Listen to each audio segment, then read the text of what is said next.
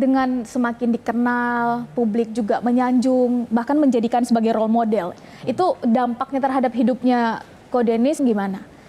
Baik, istilah yang pertama berubah mah pasti ya, tapi sudah diajarin dulu. Dulu pernah mikir kayak gini, setiap acara, nggak cuma acara pengajian, dibuka dengan ucapan, kita bersyukur atas nikmat iman, nikmat Islam. Kata saya teh, emang punya duit nggak nikmat gitu?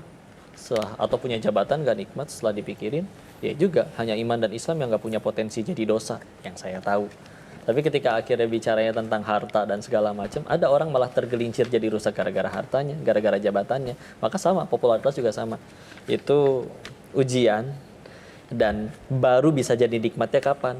Kalau jadi jalan tambah dekat sama Allah. Sesederhana itu. Jadi nikmatnya tuh kalau dulu nikmat adalah apa yang aku suka, sekarang kan nikmatnya apapun yang bikin kita tambah dekat sama Allah, apa yang jadi suka. Jadi ketika akhirnya popularitas, ya sudah ujian. Kapan baru sukses? Kalau jadi alat untuk ngenalin Allah ke semakin banyak orang.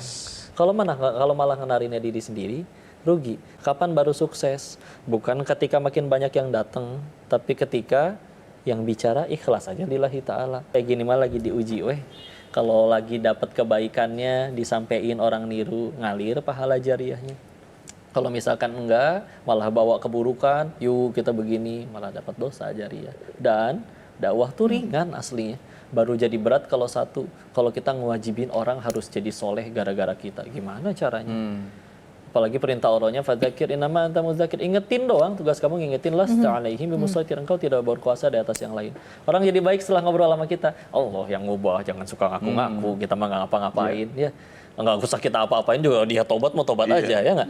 Kalau orangnya nggak jadi berubah malah maki-maki, ya kan dakwahnya bukan supaya dikagumin dia. Selagi niatnya bener, tetap jadi amal. Jadi ketika akhirnya udah pakai sudut pandang yang itu tuh, ngapain aja nggak ada ruginya. Dijahatin juga nggak rugi, karena yang rugi kan yang menzolimi, bukan yang dizolimi. Apalagi kita meninggal nggak ditanya kelakuan orang, ditanya kelakuan masing-masing. Jadi ya.